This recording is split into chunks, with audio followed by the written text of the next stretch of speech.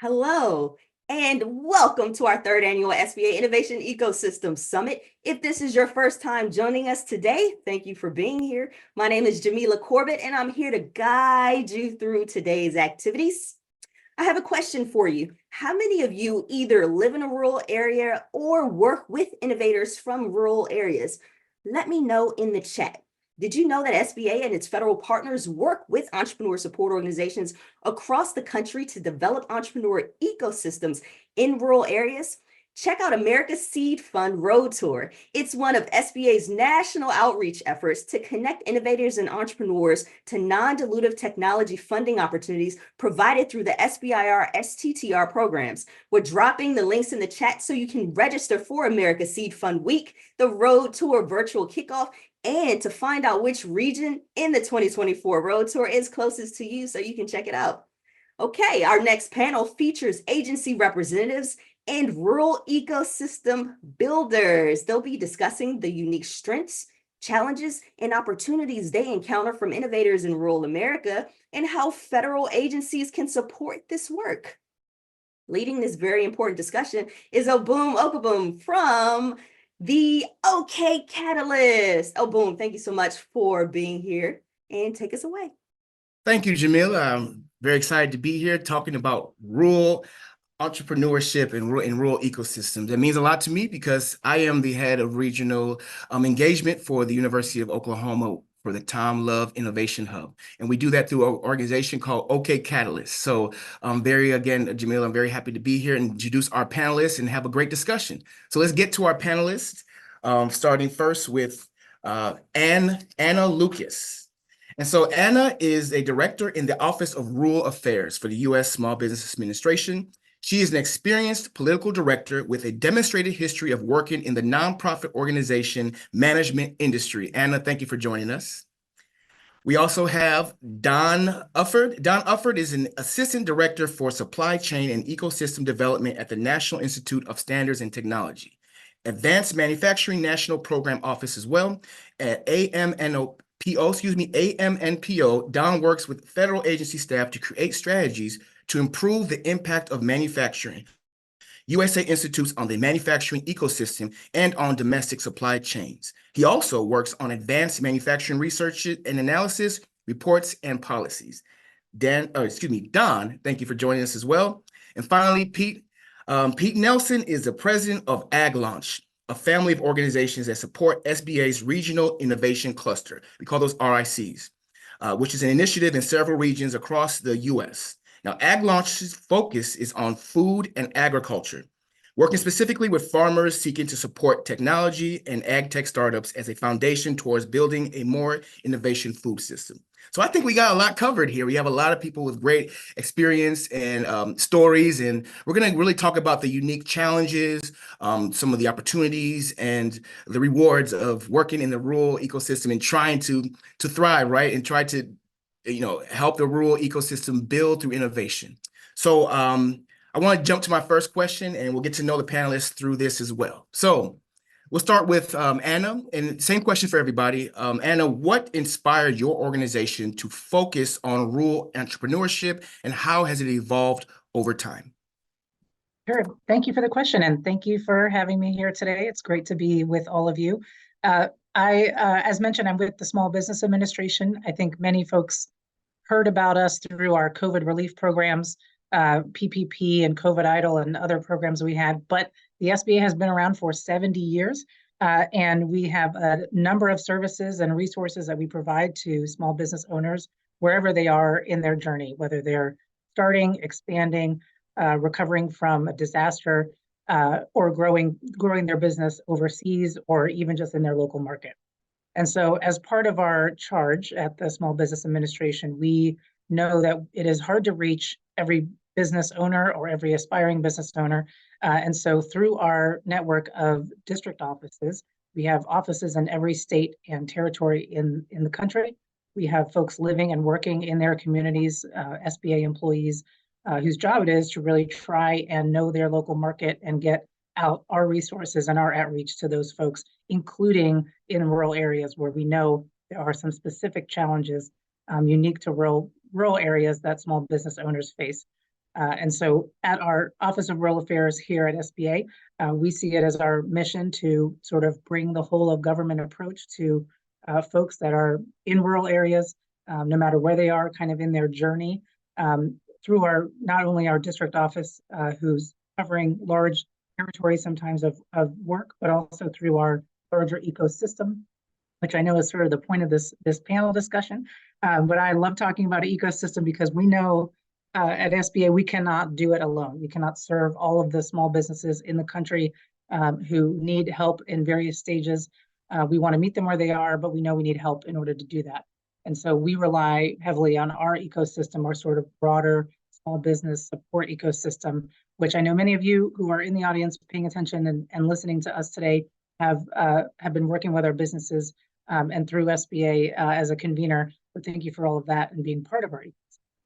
So it is I'll finish by saying it is a mission of ours. Our administrator, Isabella Guzman, finds it one of our missions to really make sure that we make rural outreach a priority, and make sure we have access to all the things that small businesses need, no matter where they are. Thank you, Anna. Pete, same question. Yeah, I was drawn to rural because I grew up in the rural South and had been interested in entrepreneurship, and I was farming myself and was faced with the challenges that most farmers and a lot of rural communities face with access to markets, access to technology, ability to acquire capital and build things, and even just the connectivity between other farmers focused on sort of forward-thinking entrepreneurship. And so I read a book about George Washington Carver about 25 years ago and learned about how he built things and introduced new crops and new types of technologies and innovation, and set out to kind of build an ecosystem that would do the best of what an urban ecosystem would do in terms of cluster effect and pulling resources together, other than by nature, because it's agriculture. It's not tightly geographically focused, but it's over much broader and more vast areas. And so as an organization, I will note we are focused on rural, and we use the SOT as the same sort of cluster tools in terms of how we put organizations together in capital, but do that again because we're building ag tech tools and biology over big fat, feedback loops.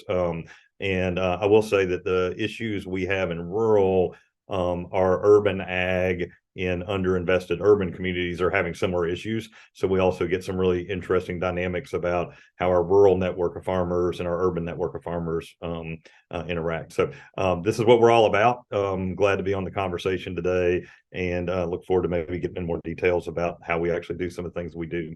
And also, I'd be amiss to not thank SBA for the resources through the RIC program, but we get to be involved in Navigator and the Fast Growth Accelerator, and just really exciting networks with good people that help us do our work well. Awesome. Thank you, Pete. Don, same question. What inspired your organization to focus on rural entrepreneurship, and how has that evolved over time? Yeah, thank you, Abum. Maybe first of all, myself, like Pete, I grew up on a farm out in South Dakota and loved it, and just really enjoyed the opportunity to grow up in rural part of South Dakota. And in my role as I was growing up, and then in my younger years, I was mainly responsible for, if you will, the infrastructure on the farm, and making sure that all the equipment and everything was ready to go. And that really inspired me in on the manufacturing and engineering side, which roundabout way brought me to this role in NIST. So NIST is the National Institute of Standards and Technology. And we're within the Department of Commerce, and our role is to help commerce, industry, and manufacturing in really difficult technical areas as we try and enable domestic manufacturing throughout the United States. Rural economies are have a large proportion of their economy related to manufacturing, so it's a natural link to have manufacturing connected to rural economies. In our role within the Manufacturing USA, we have institutes that are focused on advanced technology. Some of that advanced technology is geared towards rural economies, and it can be It can be technology that is associated with metalworking. It can be technology that's associated with autonomous operations. It can be technology associated with biomanufacturing. So if you think about if you think about taking forage crops, and or if you think about taking biomass, how could we convert that biomass into usable products that might be used someday instead of petroleum-based products? And so that involves a lot of interaction with our rural partners in order to make sure we have good interaction with rural communities and the nationwide impact that we have. We have offices in every state, so we have 50 offices throughout the United States in the Manufacturing Extension Partnership Program. So they help link the advanced technology work that we do in the labs and facilities that we have with those that need to utilize those facilities. So we got a real great way to connect with people and bring you on into the network. Amazing. Thank you, Don. So I also want to back up and let everyone know that we will have a Q&A at the end of this. So if you have any questions, please hold them till then or drop them in the chat for us. We would love to take your questions, and we'll try to get as many as we can, but we do have Q&A. So I want to get to these issues that we have, right? These challenges and how you all are addressing them, right? We're going to get to that. But first, I want to take another step back and just why the rural area? It's important to us, right? We know why. A lot of us grew up here or we have some kind of tie, but why should the rest of the country and the world care, and why now? So anybody can jump in, but I just want to know why the rural areas, why is it important, and why now? Well, it's in my nature to jump in. I'm the entrepreneur on the call, so I will do that. What we're seeing in agriculture is we're going into what a lot of folks find it different ways, but let's say the fourth wave of innovation. So we had domestication of plants and animals, sort of the industrial mechanized, then sort of this biotech wave. And now we're entering this new wave that we like to say we're now able to think about how we want to do agriculture for the next 1,000 years. So we know we want carbon smart, maybe even negative farms, more nutrient dense foods that are a lot more diversity in what we grow, geographically concentrated, all these things, and in particular for us, equitable ownership in the value chains of the future. So we know we need those things, but the whole ag tech investment world, which sort of started as a frenzy back when Climate Corps was purchased by Monsanto for $1 billion, now almost 10 years ago, created this frenzy that has not really, the business models for innovation have not caught up with that. So we're still developing an ag tech, either sort of the software type thinking, the Silicon Valley thinking that there's, millions of farmers out there. We're going to sell sort of this B2C model. Well, that doesn't work. Farmers, there's 2 million of us, a subset of that produce most of the food. These are business to business businesses that are relationship driven and scale differently. So you've got ag tech companies falling off the cliff because they're going that. Or it's the other way, it's a pharma model where we're developing synthetic chemicals or biotechnology traits that require high regulatory barriers. Both of those don't work for the new technologies we're doing, because what do the new technologies, whether it's AI, robotics, biology, massive feedback loops on many types of soil, many perspectives from different types of farmers on hundreds of crops. That's the feedback loop. So rural is the only place you can do it. And so when you think about it that way, we tend to be anchoring. And it's important to understand with our work that our farmers are in essentially a cooperative where every company we scale, that group of farmers ranging from Oregon to the Mississippi Delta to the Iowa, all have equity in the companies. So for us, it's we're creating the only system that has these massive feedback loops that allows you to scale appropriate, regenerative, climate smart technologies in a way that makes sense in this sort of new network. And again, those farmers are connected. It's not that geographic concentration of Cambridge, but it's concentrated by owning equity together, being part of a data lake together, and being active at every step of the commercialization process. And obviously, I love talking about this, so I will stop there and we'll pass to somebody else to come. But we definitely, in the ag tech world, we need rural. It is not the sort of, in fact, I don't like the sort of fly-by states or the de-invest. Like this is where the heart of building these kind of technology is going to come from.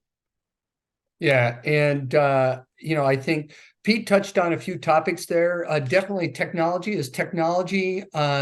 is incorporated into rural America and agriculture and some of the various aspects that Pete talked about. It's also going to be linked into the supply chain where manufacturing is involved. And so there's a tight link there from the initial production through the processing and manufacturing of that, we need to make sure we're doing it in a world-class way in order to make sure our producers and frankly, the U.S. is able to have strong manufacturing, which builds resiliency in our economy, and it'll also build global competitiveness for us. And that, I think, really, as we think about manufacturing, there's been, a lot of concentration in some areas. And I think people are starting to wonder, is that the best way, to be sustainable and other characteristics if you're concentrated, or can that be more distributed? And if it's more distributed and located closer to where products are produced, closer to where they're consumed, then there's some opportunities there. But that's going to take advanced manufacturing thinking. How do we do the integration with, whether it's the robotics or the sensing that was mentioned? How do we do that integration and then utilize that in an appropriate fashion? So that's where, we really think there's a big part to play there. We're looking for those opportunities. We're frankly, we're open, and we know that that there'll be a lot of innovation coming through the entrepreneurs and the innovators. So we want to make sure that we're known out there. Not everybody's going to come through on the Manufacturing USA Institutes, but some of them will, and they'll be able to generate, a really great idea, and we might have the right facilities for them to evaluate their product or process. And when that happens, we got a great win-win. And I would just add to that, and I think to Don's point, we at SBA, we know that successful rural areas and successful rural entrepreneurship helps build the larger economic development in terms of, not just what the area or the region or the state may look like, but also for generational wealth for folks who want to, own their own business, be their own boss, and that is true and strong and healthy in a rural place, then that is true for the larger ecosystem, if I may. And we know that, at least at SBA, that reaching rural communities, or at least helping for folks to know that there are resources available to them, may take some added intentional effort just by the nature of being in a rural place. And so we know that our services are made for everyone, but in order to make sure that folks are aware and that they have what they need to access those resources, that we need to go and do extra. And for that, we rely on our networks in the states, our larger ecosystem, of course, but also our trusted partners, who are living and working in those communities. Thank you. So we know why it's important now, and we've always known, right? But for everybody else, we have another insight into why it's so important that we really focus on making sure that rural areas are supported. Let's talk about some of these challenges. And more importantly, let's talk about what your organizations or organizations that you're working with are doing to alleviate that. So open up your playbook. Show us, talk to us a little bit about some of the resources you provide, programs, strategies. What are you all doing to address these challenges, and what are the challenges? I'll start with I'll start with Pete first. Good. I think if you think about what really drives innovation, we've got in the ag world, we just say we got the tomato cage stuff, right? This is what you kind of have to build the infrastructure, and that's your venture funds and you got those pieces. In the middle of that, you got to get the tomato growing, and that's a little bit harder to define. And that is, we know it is massive amounts of diversity, very liberal immigration, like a lot of different minds, perspectives in the room, and a lot of willingness, a high risk threshold. And so in a lot of rural communities like that I grew up and others grew up in, we really, if you fail at a business, unlike Silicon Valley, it's not a badge of honor, let's move to the next one. It is really a black mark, right? Diversity, even if in areas like the South where we've had diversity of people, have not had full engagement between African Americans and people that, like me, partly because of the history and for other reasons. And so those challenges are real. And I think there has to be sort of a big vision around how do we get through those to get a true innovation spark. In our world, the easy part is building the funds and building the tomato cage stuff, but how do we get a real spark that can like think and dream? And so, those are sort of ways that we think about it. Another big barrier for us is we tend to do this sort of innovation work, startup work, in an economic development model is a lot more in our neck of the world, like attracting an auto plant. We're going to fight with tax incentives and other things. Is it on this side of the border with Alabama, that side of the border based on these incentives? And it's this job multiplier. And we kind of know, especially post-COVID, these startups are 5 people and 3 of them are going to be working remote. And so really reorienting, well, a win, if you do, I mean, it's the ultimate in place-based. If a farmer in a distressed county now is on, in the tech stack and has visibility on 31 companies that they own ownership in and access to the latest technologies, and they're grounding those technologies to actually work towards new benefits for markets, let's start there and be a little more fluid with whether the company headquarters is in that county or it's in Iowa or another region. So we call that the open innovation model, but that's been kind of a huge barrier that the first thing a community does if they get interested in this often is use what I think are a little bit older models. So place-based as you can get. These things are anchored on real farms where we're really testing in a real neighborhood that we bring others around the community around, and we have a nexus that's now has global significance, and a little more open on deal flow and innovation access are sort of one of our approaches.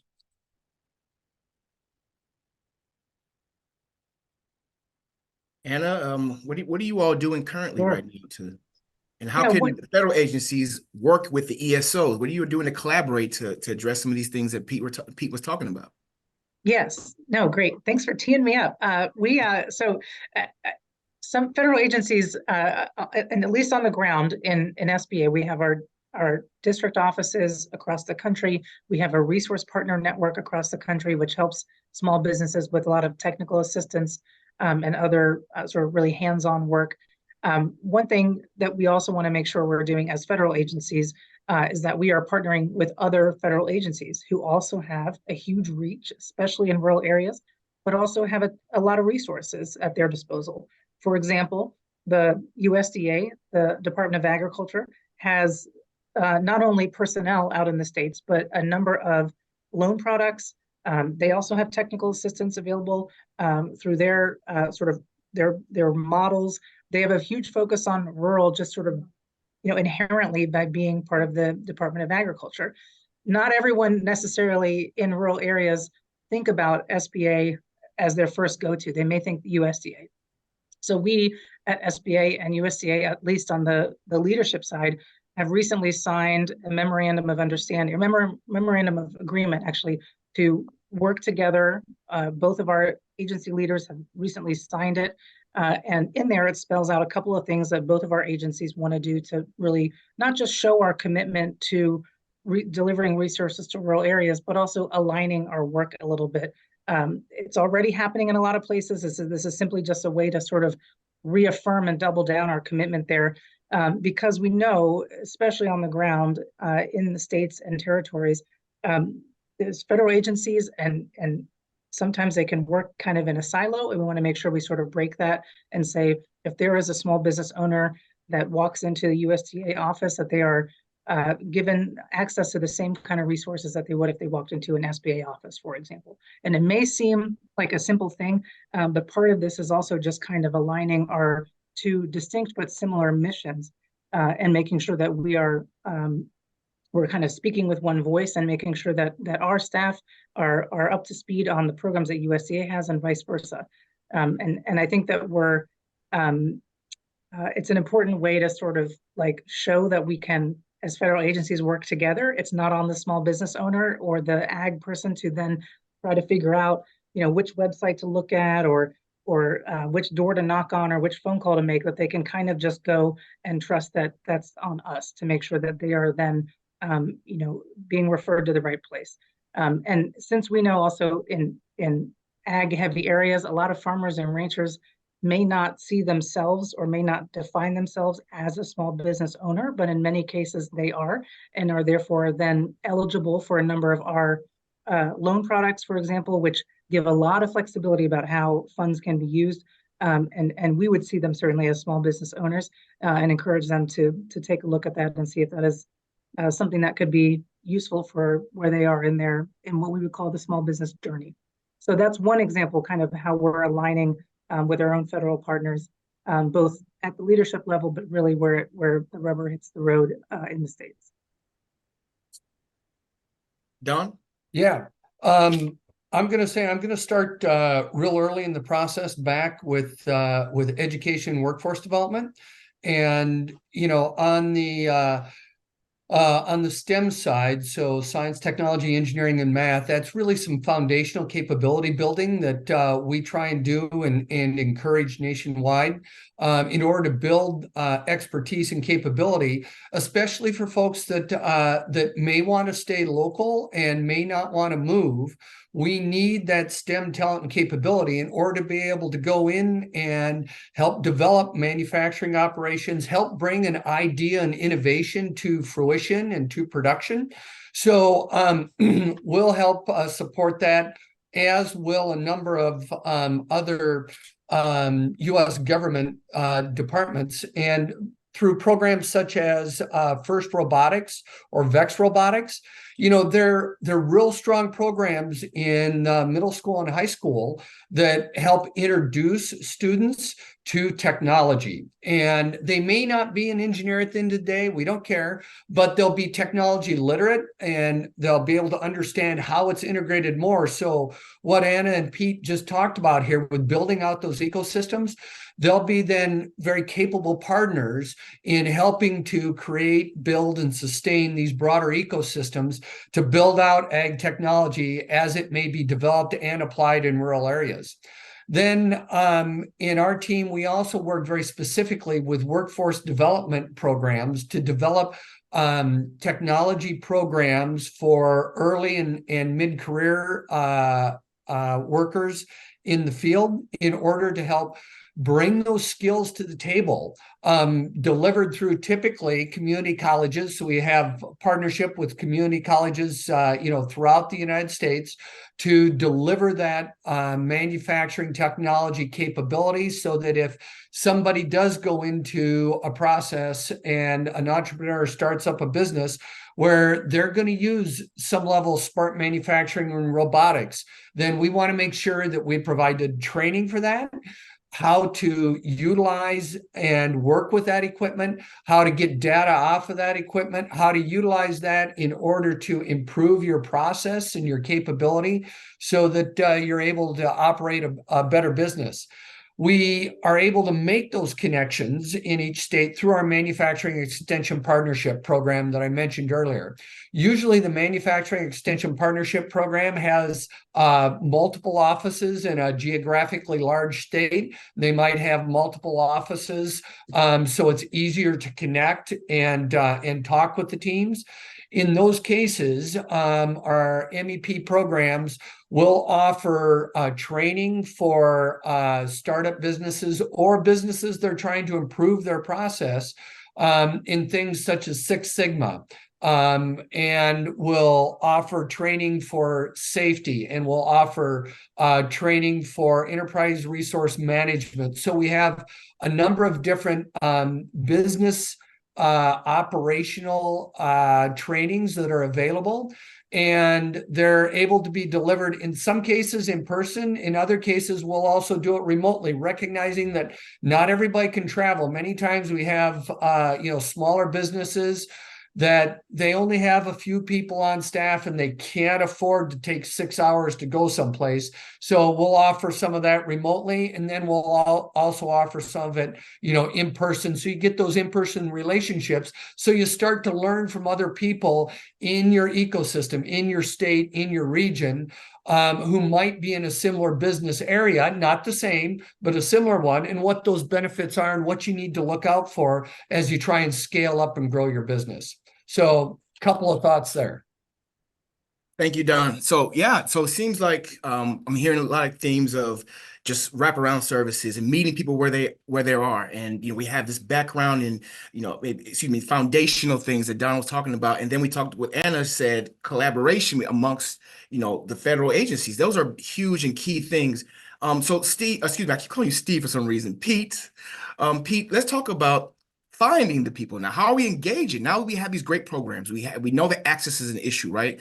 How are you all identifying rural entrepreneurs or the organizations that may need the resources or the assistance? What are you all doing to do that? And what are some tips for a lot of us who struggle with the outreach, right? How are we finding the people that we need? Yeah, I'd say for our model, you could almost say it's a little easier because we're doubling down first with the farmers. And so there are, robust leadership groups and organizations and others that we can sort of feed into word of mouth. And what we're doing, if you think about the technology adoption curve, we're looking for the 2.5 percenters. These are, early innovators thinking about something new. And so the sort of entry point are organizations generally that exist, or university extension or others. The challenge is, especially at the beginning, we did a really good job building around, Don, the kind of place you grew up, right? Row crop agriculture, corn, soybeans, wheat. And that is not a very diverse type of agriculture. And we think, that's going to continue to shift as we talk about more specialty crops. And so the big challenge for us was building the culture on the front end that made sure we had a high percentage of, historically underrepresented farmers. We've done well with African-American farmers participating because of the region we're in. We've not done as well with the tribes, for example. So we're constantly learning, but we're using these networks that exist, and hopefully our presence is actually helping them be transformed as we move that forward. Now, with the startups, it's a three-prong approach. We are looking for startups globally that want to come and work with us, that our farmers can take equity in for helping them scale their companies.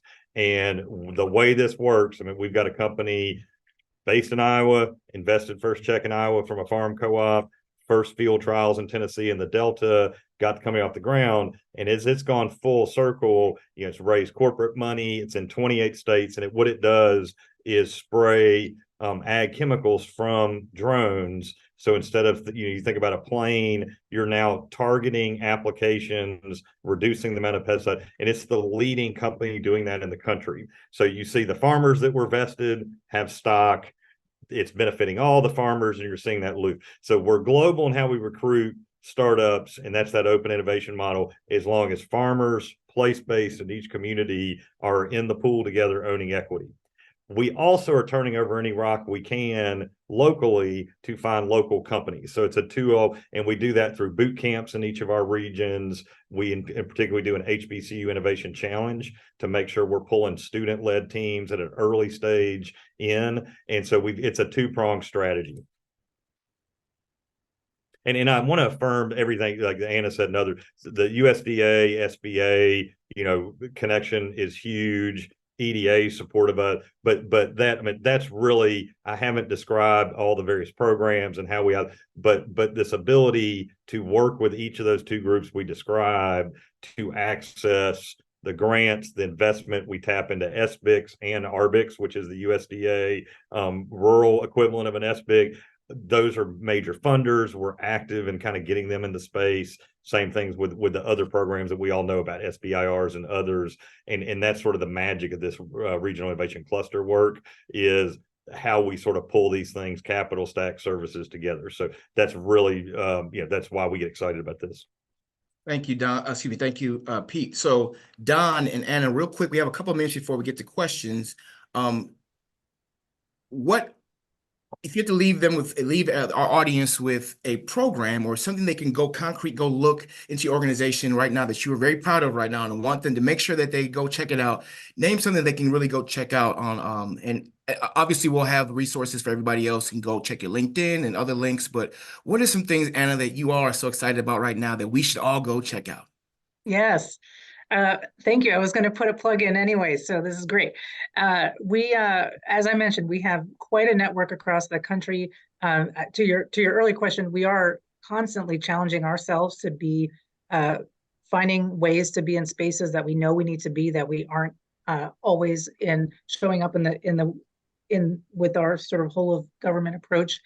In many cases, SBA is the convener sometimes of these, bringing non-governmental entities, universities, nonprofits, all the folks that are working on kind of the like small business ecosystems, that we sort of see ourselves sometimes as a convener, if not the leader of bringing those folks together and kind of aligning our strategies. And, if there's folks that are really respected in an area, that we, kind of take their lead on how to make inroads and meet people where they are, as sort of the federal government approach. I think if you're listening to this webinar and curious about kind of where to start, if you are a small business owner, if you were thinking about becoming one, if you are pivoting because of COVID or other reasons, if you're just kind of curious about what's out there, we at sba.gov/local assistance gives you a map of the whole country and our territories. You can type in your zip code or your address, and it will show you kind of all of the resources that SBA has at your fingertips. We are in almost everyone's backyard, and if it's not us, it is a resource partner or someone that can reach you, or you can get in touch with them. I would encourage folks, wherever you are, if you're just curious, or if you are kind of have a list of questions, or don't know where to start there. And you can take a look at both our offices from the SBA, our resource partner network, our community navigator network, and on and on. We have probably something there for you. And if we don't know the answer, we know someone who does. So check us out, lean on us. This is what we're here for. This is our bread and butter, and we love doing it. So if you're in a rural area, if you're not in a rural area, we still got something. So I'll leave it at that. But thank you. And I'm going to say manufacturingusa.com. Go and check it out. That's our website. And if you're in one of our technology verticals that are listed there, connect up with us. We want to grab entrepreneurs, especially those that have gone through SBIR, STTR that you all have talked about earlier today. If you're ready to finalize that and get ready to go to financing with an SBIC that was mentioned, we're right there. We have laboratory facilities, and we have facilities that you all can come in and use, that members can come and use, oftentimes in conjunction with a university. So that SBIR, STTR is a great connection with that university connection to come on in. And the second one is our manufacturing extension partnerships. Look up that office if you're an existing manufacturer and or an entrepreneur that wants to take and modify an existing process and really scale it up. Our manufacturing extension partnership program, it's there in every state, MEP. We'd love to have you come and join us. Thank you so much. We have a couple of minutes. I have two questions we can get to. I just want to remind the audience, I know we said a lot of things and pointing you a lot of directions. You can always go to the SBA's website here. We have all these links here that you can get all the resources and information that you may need. You can find us, find these different organizations in your area. Even if you're not in a rural area, I just want you to know that you have support everywhere, right? So please go to SBA's website and find it. And we will be able to get a hold of you. If you have any questions, you can even email us and we'll get to you. So let's get to a real quick question. We have like 2 minutes left. Steve, Pete, I'm gonna keep calling you that, but Pete, we have a real quick question for you that I'm gonna ask Anna and Don this other question. So they want to know if the Farmers Veteran Coalition was relevant to this panel. Very relevant. We do not work directly with that organization, but do work with a lot of veterans, not for any reason other than we just haven't cemented like a clear relationship. But we do work with our local in Tennessee veterans farmers organization and multiple farmers that are veterans. And that is a key for USDA historically underserved group that we invest in, and others that do those similar work. And we have in Manufacturing USA, we have veterans training programs to prep the veterans to bring them on board. So spot on. And Anna, they want to know, what was the SBA resource that you mentioned? Yes, SBA.gov/local assistance. /local assistance.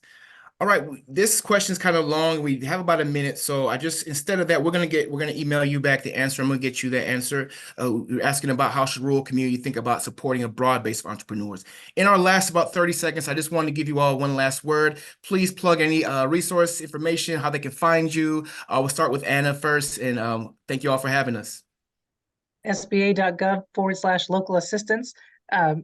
Thanks for everybody for being a part of this panel, and for those of you who've been working with our SBA partners across the country, appreciate your collaboration and work to serve America's small business owners. Thanks for having me. Mr. Pete Nelson. It was a real pleasure. Thanks, everybody. We're at aglaunch.com and available through the SBA Regional Innovation Cluster website as well. And thanks. Good job, moderator, too. Thank you. And Mr. Don Offord. Yeah, thank you very much. Love the opportunity to be here and interact with the panelists today, and best wishes to all the entrepreneurs that are out there. Look up manufacturingusa.com. We're there.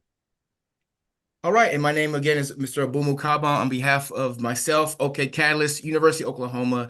We thank you for coming to the SBA's Innovation Ecosystem Summit and our specific panel on rural entrepreneur ecosystems. Please enjoy the rest of the summit today and tomorrow. And thank you again for having us.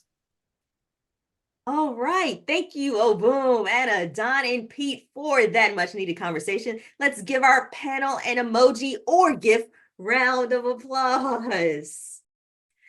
This has been such a great day so far. Make sure you visit americaseedfund.us, your go-to resource for SBIR, STTR, events and activities coming out of our office. If you like this event, check out America's Seed Fund Week, a free online event to connect entrepreneurs across the nation working on advanced technologies and the organizations that support them to America's Seed Fund, the country's largest source of early stage funding. Okay. We're sharing a link in the chat to learn more. We're going to keep things moving. There are 3 breakout sessions happening concurrently from 2:40 p.m. Eastern until 3:25 p.m. Eastern. To join, just click on the reception tab. It looks like that home button on your menu screen. You're going to click that tab, then click on which breakout stage you're most interested in. Maybe you're interested in all 3 and wanted to split your time between the 3 rooms. That's perfectly fine too. But right now we're going to take a quick, really quick short break. And then we'll all head out to one of the breakout stages starting at 2:40 p.m. Eastern. I'm going to meet you back here on the main stage at 3:25 p.m. Eastern to continue with the program. As always, if you have any questions, let us know in the chat.